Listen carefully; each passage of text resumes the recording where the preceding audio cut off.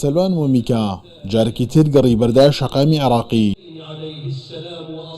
لە ژێر پەنجاو لە سیلیزی گەرمادا سەدان هەزار کەس لە ناوچەی سەدر کۆبوونەتەوە و لە نوێژی هێنیدا پڕبەدڵیان نزان لە ئەو هەوڵەتی عێراقیە دەکرد کە بۆ جاری دووەمە لە ستۆکۆڵمی پایتەختی وڵاتی سوید قورئانی پیرۆزی سوتاند و سوکایەتی بە وێنەی چەند سەرکردەیەکی شیعە مەزهەبەکان کرد.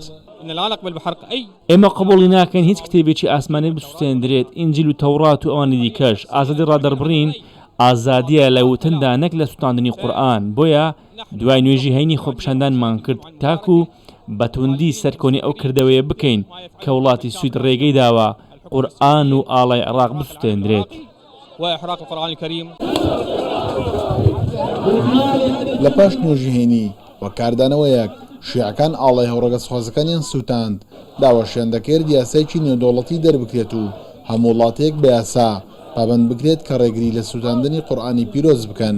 ئەمەش لە کاتێکدایە عێراق بڕیاری داوە باڵوێزی وڵاتی سوید دەربکرێت و هەموو پەیوەندیی دیبلۆماسی و بازرگانیش لەگەڵ ئەو وڵاتە ڕاگیرێت.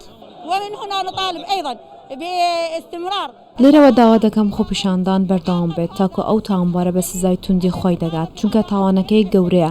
قورئان و ئاڵای عێراق سوتاندووە کە ئاڵای وڵاتی شۆڕەشگێران و شەهیدانە.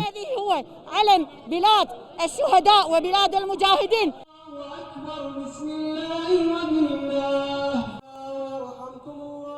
ئەمڕۆ هەزاران هاوڵاتی عێراقی ئەو پەیامیان بە جیهاندا کە دەستبردن بە قورئانی پیرۆز بە شێوەیەکی نابەجێ هێڵی سوورە و لە هەر حاڵەتێکی دووبارەبوونەوەدا ئەو حکوومەت ناچاردەکان بڕیاری زۆر تونتر دەربکات.